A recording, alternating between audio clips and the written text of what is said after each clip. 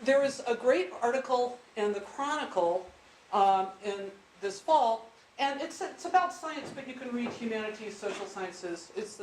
A career in science should be an adventure on a long and winding path rather than an uphill slog to a peak that few have ever attained. Science is about interacting with and discovering the world. So isn't it a shame that so many of us are persuaded to walk the same narrow and well-trodden path to perceived academic success? You're going to hear several messages from all of us. One of the most important ones is this: developing a promotion path is a write your own adventure story. It is much less constrained than the path to tenure.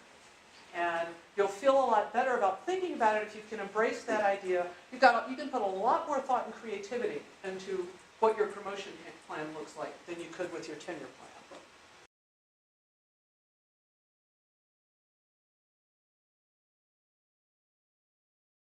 Think of this not as the 5-year plan, and even if you've been associate for a while, you might want to make yourself a 5-year plan, but think of it more as a 50-year plan.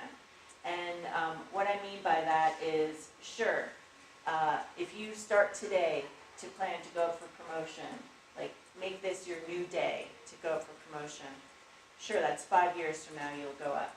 But don't let an individual thing, setback get you down. Don't let a rejection get you down.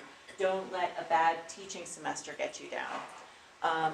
Think of this more as a long distance race and not a sprint. And then, again, I want to encourage you to ask for help, whether it's from a senior member in your department, your chair, someone from outside your department.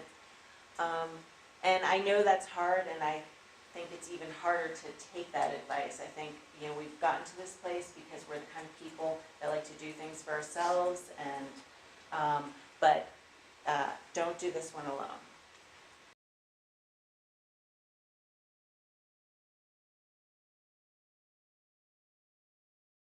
Think about the impact that you want your work to have on the world.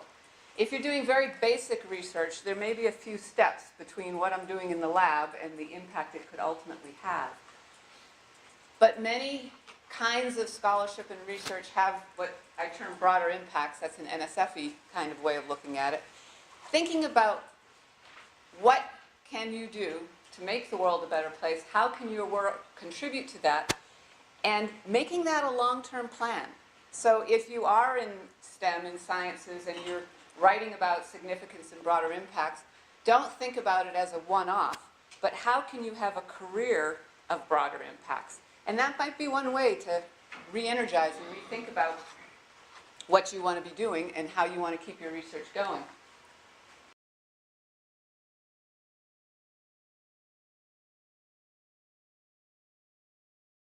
I have allowed and encouraged people to create subsections within the sections of the dossier in order to bring out the breadth and the depth of their scholarship.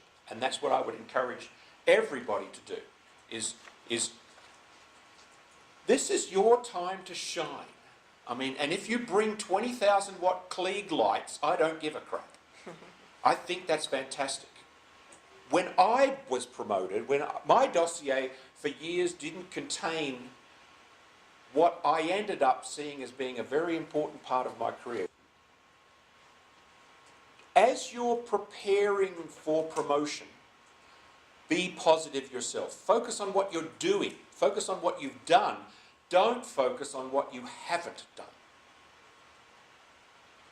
That will drag you down. And I know other people have talked about this, and it sort of seems obvious.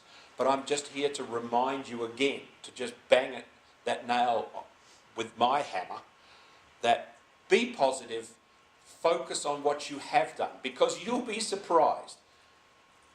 Everybody has done amazing things in their career. There's just no question about it.